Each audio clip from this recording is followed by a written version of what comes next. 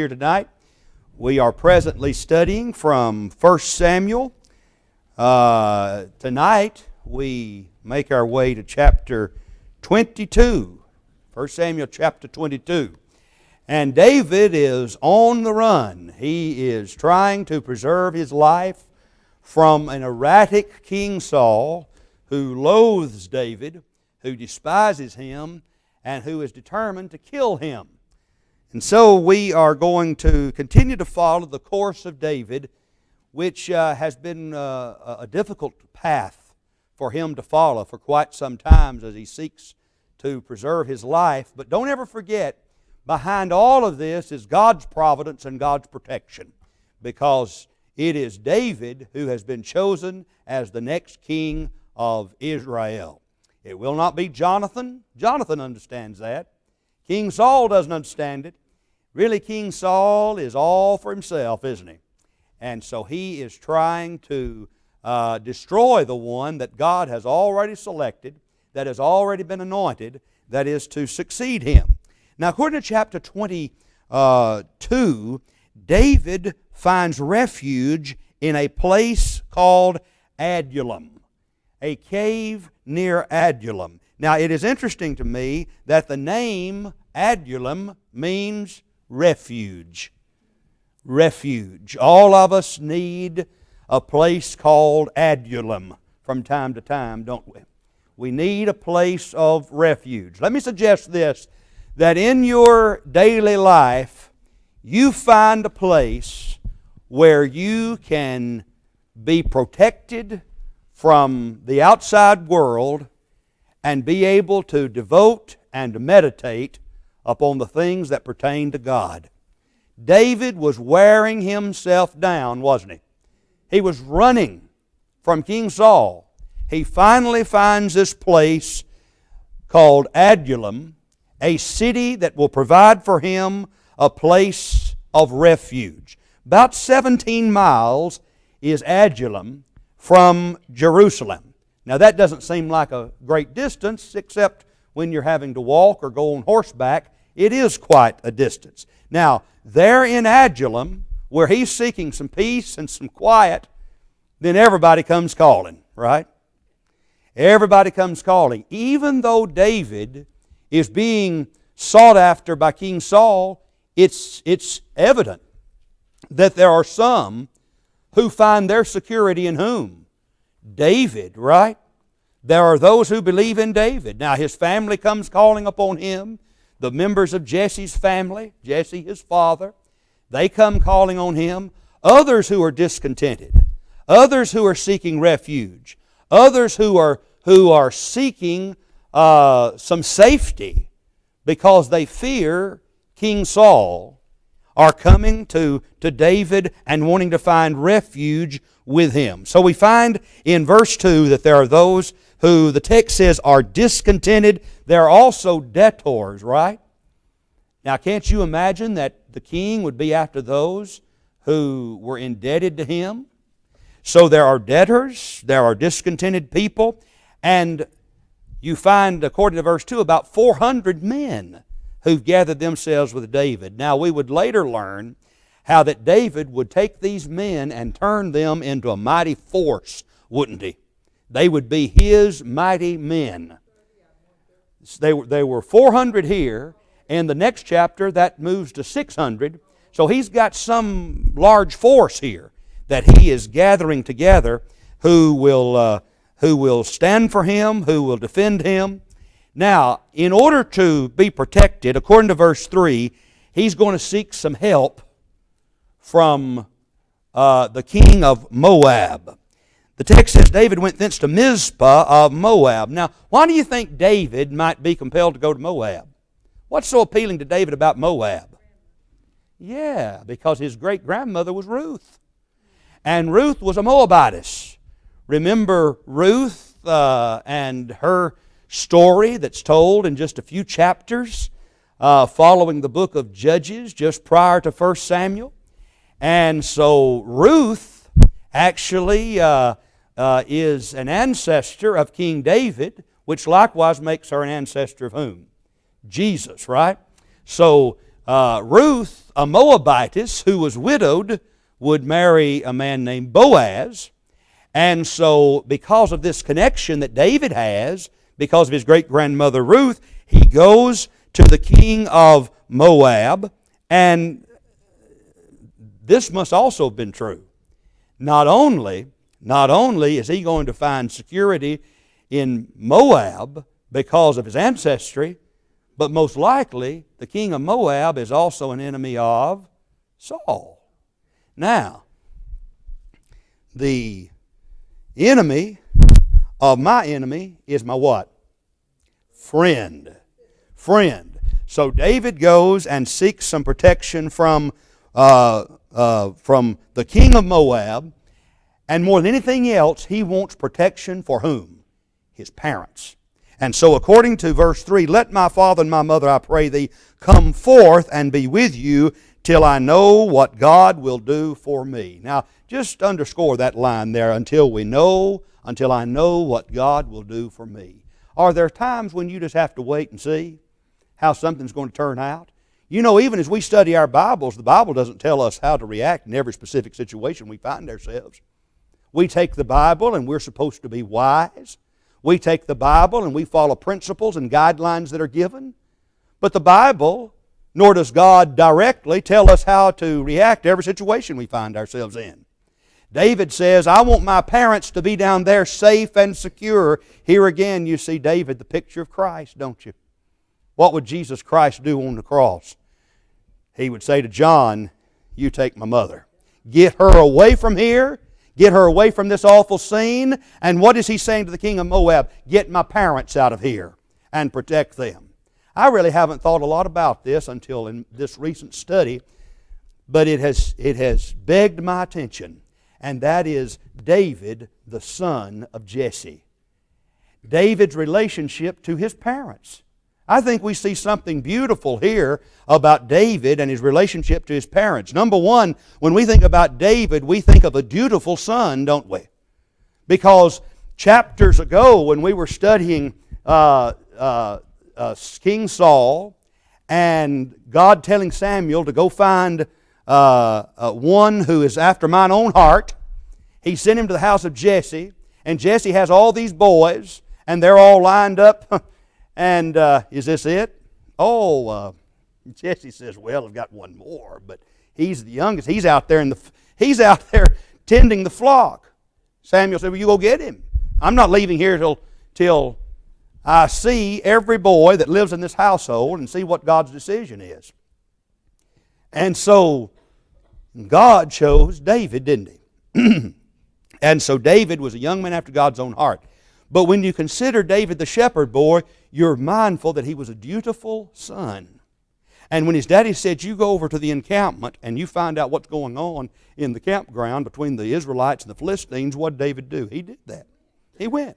He reminds me a lot of Joseph, who was so honorable in his life, and not only that, a dutiful son. If you had to think about the best son of Jacob, who quickly comes to mind? Why, it's Joseph. And here we have David, who was the dutiful son of Jesse. And now we find, years have passed, and now here is David, a grown man, who is still looking after his parents. And he says to the king of Moab, you take care of my parents. I don't know what's going to happen next. We don't know what's going to transpire. Does a good man in the prime of life look after his family? Yes. It doesn't make any difference if his parents or his children or brothers or sisters, whomever it may be. He's looking after his family. So David says to the king of Moab, let my father and my mother, I pray thee, come forth and be with you till I know what God will do for me. And what did the king of Moab say? You bring them on. He brought them before the king of Moab. That evidently is what he said, because they dwelt with him all the while that David was in hold. Now, what did the king of Moab do on David's behalf? He provided some peace of mind, didn't he? Some people say, you know, in life, it's like we're on a roller coaster. And for a while, you know, everything will be, you know, we're up here really high, you know, and enjoying enjoying the surroundings, and we can see everything clearly, and we're above everybody else, and boom, down there in the valley again. Somebody else said, I don't know if it's a roller coaster. It may be more like railroad tracks. Think about that. Railroad tracks, the tracks run alongside each other, right? You got good things happening and bad things happening. That's more like it, isn't it? Any of you got anything good going on tonight? Well, sure you do. Good things running along over here on this track. Anything bad going on? Yeah, that's going on too, right alongside each other. All day long, good things happen, bad things happen right alongside each other. And sometimes it derails, Becky says. That's right too. But now here's the point we want to make. David's parents evidently were of such an age that he felt compelled, I've got to make sure my parents are okay. You know, if I'm running for my life, David says, it may be difficult for me to get my parents to safety. I need them to be somewhere secure. Yeah, I don't want to have to worry about them. And so David can't just say, I'm going to put them over here in the old folks' home right now, and when things get better, I'll go over there and get them. He can't do that. He goes over to Moab and he says, I want my family, my parents particularly, to be under your protection. Your protection. And of course, David is going to prosper in the future, and everybody connected with him will prosper, but not just yet. And so he brought them before the king of Moab. They dwelt with him all the while that David was in the hold. I like how the King James says, in the hold. That means in the garrison or in the protected place, the place of refuge. But sometimes, you know, what's going on in your life? Well, we're in a holding pattern, right? You ever been in that? We don't know what's going to happen tomorrow. We're still kind of wait and see. We're just sort of in a holding pattern. And that's David. David says, right now, I don't know what tomorrow holds. I'm trusting in God. I believe God's going to get me through, but I don't know what tomorrow holds, so I sure don't know what the day after tomorrow holds. He says, I know one thing, Saul is seeking for my life, and I've done nothing. You ever feel that way? Like the world is trying to just destroy you, and you feel like everything's caving in on you, and you say, haven't done anything to deserve all this, but it's still happening. Anything happened today? No, but I'm still in holding pattern. All right? I'm still waiting for the telephone to ring. It could happen anytime. Now, there's always a spiritual answer. And when we study the Old Testament, we find that the answer always comes in the form of a faithful prophet of God. Now, who'd been there for Saul? Samuel. Wouldn't it have been wonderful if Saul had listened always to Samuel? But he didn't. Now, Samuel's getting old. As a matter of fact, we're going to read about his death in an upcoming chapter. Here is somebody, though, that's going to come to the rescue for David. And he's a prophet, and we read about him in verse 5. And the prophet Gad said unto David. Now, here is a prophet of God. David is a warrior for God. You put the two of them working together, and that's a powerful combination. Now, what we're going to see in these chapters, like 22 and 23, is old Saul still holds to the idea that he's God's chosen one. But God's left him behind. Gad said to David, abide not in the hold. Sometimes it's dangerous to be in that holding pattern. Sometimes it's dangerous just to stand and do nothing. And Gad says, you're going to get in trouble if you just stay where you are. So abide not in the hold, depart and get thee into the land of Judah. And he wants him to go next to a place called the Forest of Hereth. Now, why is this important? Because who is on his trail? Who's going to find out where he is? Saul will find out where he is. So, it comes, what's that? Yeah, verse 6. When Saul heard that David was discovered. Somebody's always there to say, we found him. We know where he is. And he's there under a tree, it says, in Ramah. And what does he have in his hand? A spear. A spear. Do any of you hold on to a spear? You say, we don't have any spears in our hand. We might. Do you hold on to something every day, or do I, that you're just waiting to stick in somebody else? You think about that a minute. Oh, it can be, can't it? Grudge. I mean, every day you've got your spear in your hand. That's old King Saul. Somewhere along the way, he's going to find David, and that spear, he's going to stick that spear in and twist it and get his revenge.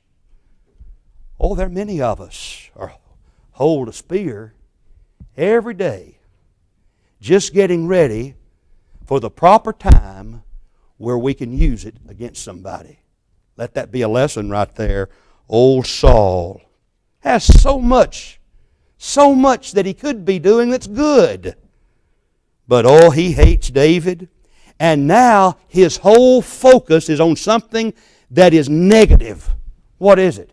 Destroying another man who's done nothing but good to him. So Saul says to his servants that stood about him, "Hear now, ye Benjamites." Who's he talking to? His own kinsman. Remember, Saul's from the tribe of Benjamin. "Hear now, ye Benjamites." Benjamites. "Will the son of Jesse give every one of you fields and vineyards and make you all captains of thousands and captains of hundreds?" Oh, there's his paranoia, isn't it? "Let me talk to all of you," he says, "because I don't trust you. All you Benjamites, you ought to be on my side. But not all of you are." Did you see everybody starting to look at each other? Not all of you are. I know it. I know you're not all on my side. And let me ask you this. Would David do what I can do for you? Would David bless you the way I've blessed you? And so, would he make you military leaders? Put you over thousands and over hundreds? But he says, all of you have conspired against me. Nobody's conspired against him. Nobody's conspired against him. Not David nor anybody else has conspired against him. He can be king till the day that he dies. He could have been God's man. He could continue to serve. But no, everybody is against poor King Saul, right? Now think about that. When you've got that spear in your hand, and you're paranoid about everybody around you, and you're thinking about everybody's talking about you when they're not.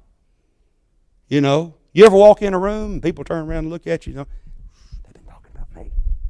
They've been talking about me. You know. I walk into a class over here sometime, the School of Preaching, they all quit talking when I walk in. Right, Philip? You know, everybody quits talking. You think it matters to me if those boys been talking about me or not? Not a bit. It doesn't make any difference to me. Well, what am I going to say? Y'all got awfully quiet. Yeah, the teacher came in. Y'all got awfully quiet. Y'all been talking about me, haven't you? Y'all been plotting. That's how people operate like that. Becky and then Brother Rufus. It's a combination of things now by this time in his life. I mean, he's ever had, you know, he's number one, he left God. He did that before you can ever say there's any mental problem. But I think this breakdown that he has had goes right hand in hand with his leaving God, you know. So he has no security, he has no more hope, he's scared of everything, you know. Isn't it true that if a man doesn't fear God, he'll fear everything else? You do fear God, you won't fear anything else. Brother Rufus?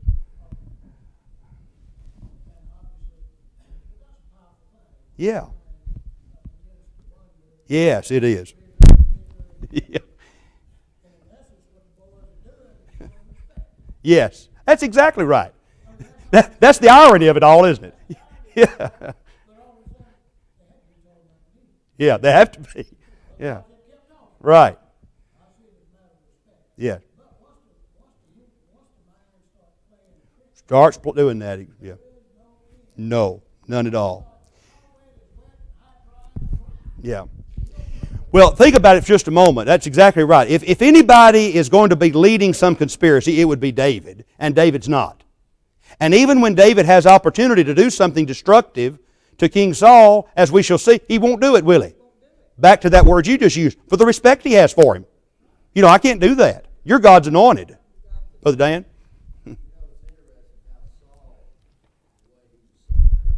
Yeah. He really was. His erratic behavior is clearly seen right here, where he is a danger to himself and everybody around him. Somebody needs to take that spear away from him, don't they? Because, he is definitely a threat to himself and to others. So he says, all of you have conspired against me. There's none that showeth me that my son, there is none that showeth me that my son hath made a league with the son of Jesse. And there's none of you that is sorry. Oh, there's that. There's none of you that's sorry for me. Or showeth unto me that my son hath stirred up my servant against me to lie in wait as at this day. Well, now there is one here that's going to come to his rescue, I guess you could say. Doeg, the Edomite. He's his chief shepherd. And so he goes back to something that we studied in the last chapter. He said, King Saul, I'm with you. They found David was over at Nob with the priest. David was over there at Nob with the priest. And he inquired of the Lord there. And they gave him food. And guess what? They even gave him the sword of Goliath. Well, if anybody ought to have a right to that sword, who should it be? David. So they were preserving it, weren't they? They were keeping it. They didn't want it. But they gave him the sword of Goliath. Then the king sent to call Ahimelech the priest, and all his father's house, the priests that were in Nob, and they came, all of them, to the king. And so Saul said, Hear now, thy son of Ahitub. And he answered, and he said, Here I am, my lord. And Saul said to him, Why have ye conspired against me? Now, first of all, that's not how a judicious mind does things, right? No, you don't start charging a man immediately like that. A good man who is judicious, he says, I want to talk to you about something. There is something that concerns me. My understanding is that you've been in touch with David.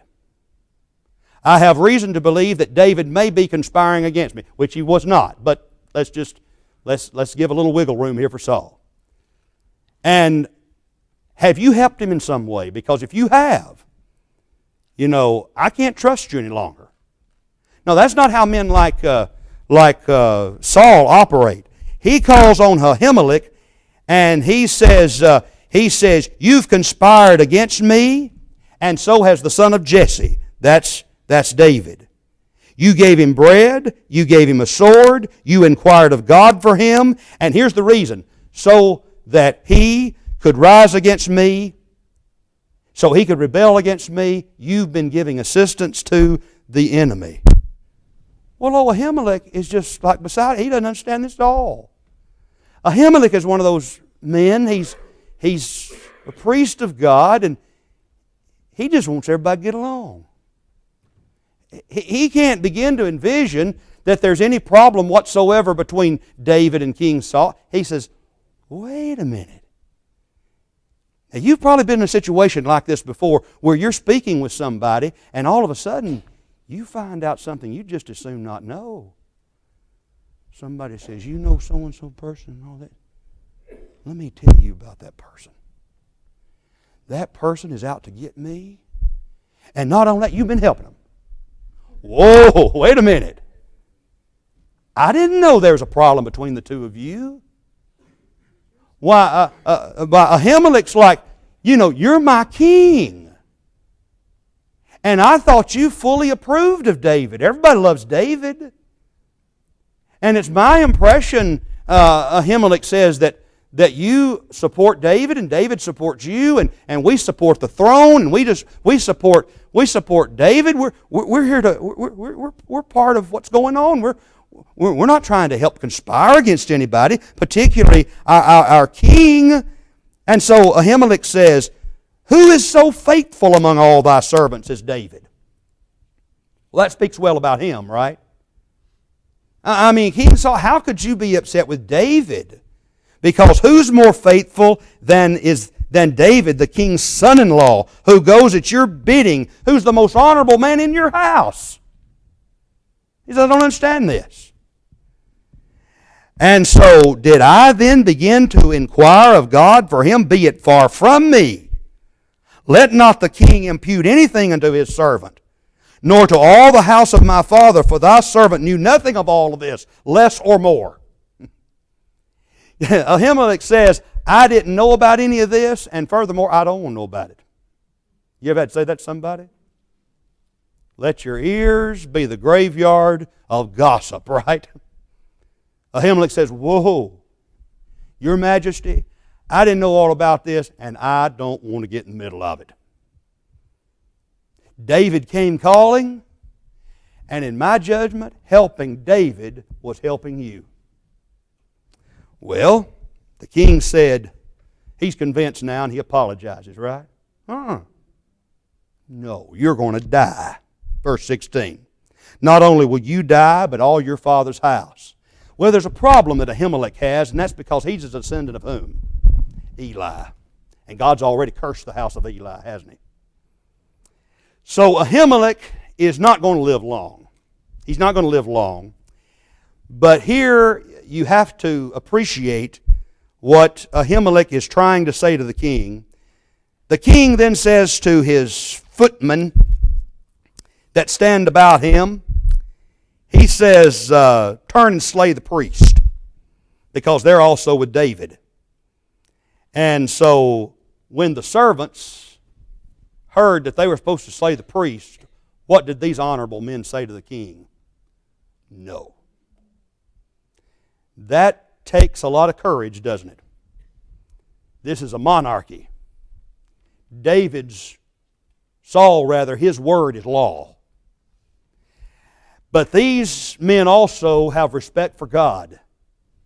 And when Saul gave the order, kill Ahimelech and all these priests in Nob, they refused. They wouldn't do it. Then remember the man who whispered in the ear of the king? Doeg is his name. Just call him Dog, I think. That'd be better. And that E ought not to be in there. Just D-O-G, old dog. He turned to him and he says, you kill them all. If these servants of mine aren't going to do it, you do it. And Doeg the Edomite turned and he fell upon the priests, slew on that day 85 of them. 85 priests that wore the linen ephod. And Nob, the city of the priests, smote he with the edge of the sword. Think about it. This really happened. And were they Catholic? Catholic? No, they weren't hardly Catholic. They were the Jewish priests under the Old Testament law, under the Mosaic law. And they were God's men. And they were the descendants of Eli. And in order to go through to God, you went through the priest. So Ahimelech was a priest of God.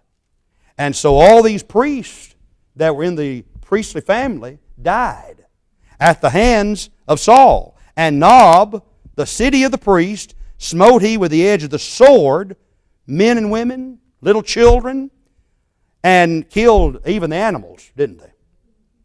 And then one of the sons of Ahimelech, he escaped. His name is Abiathar. And as you study the life of David, you will read more and more about Abiathar, who would be the last of Eli's lineage to serve in that particular role. And Abiathar would serve David the rest of David's life. So Abiathar, he flees, and he runs to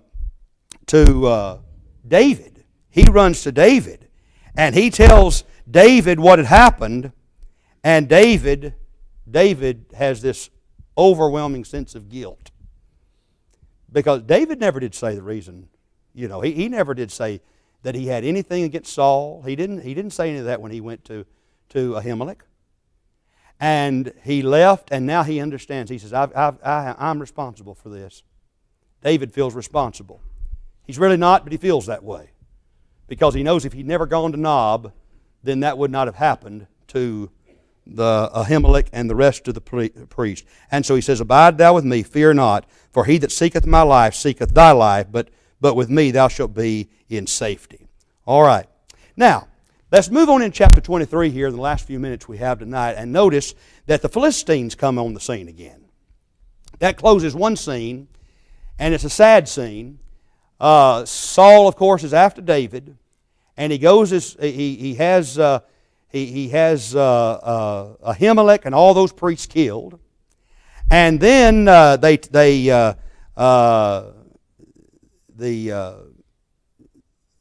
David is the one who accepts Abiathar into his company because Abiathar fortunately got away.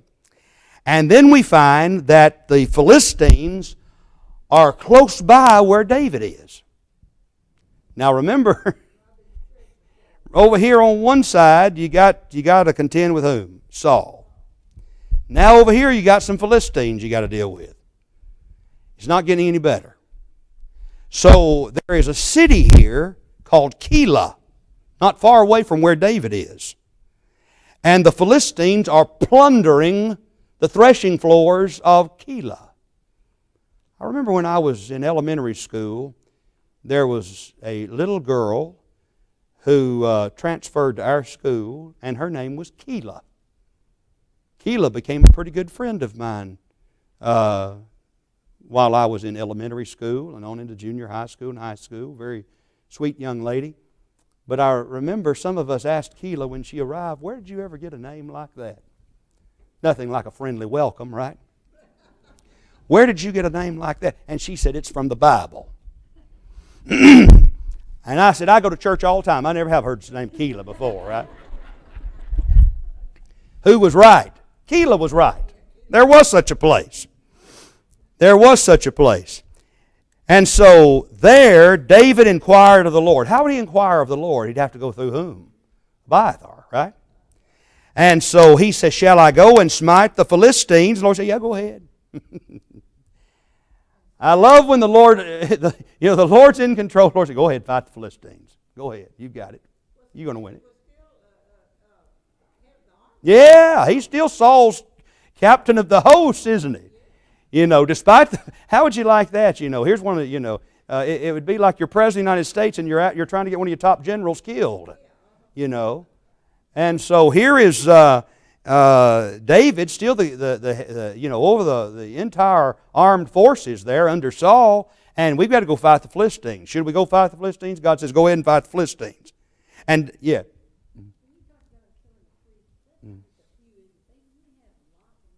Yeah, and right there they killed 85 or so in that family. Yeah, a lot of them. Right, yeah. And then wiped out the whole town. And that was just a slaughter, what happened there in Nob. Well, David's men said to him, behold, we're afraid here in Judah. I mean, we're afraid of the Philistines here, much less go over there to Keilah and start fighting them there. Well, David shows some patience here with his men, doesn't he? He inquires again, are we sure we're supposed to go over there and kill the Philistines? Yes, David, go slay the Philistines.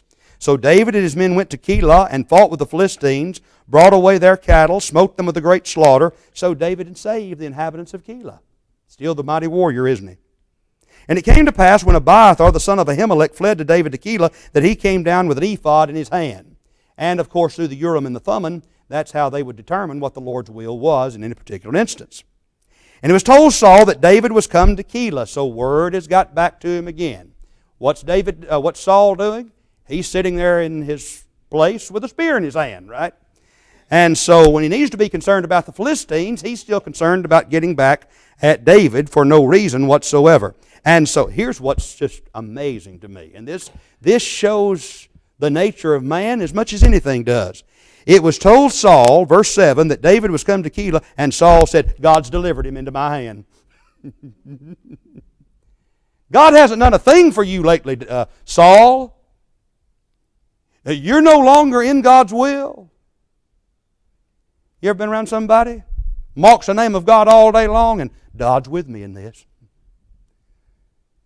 Somebody who never, if God's name is ever used up to that particular point, it's always with an expletive or something, isn't it?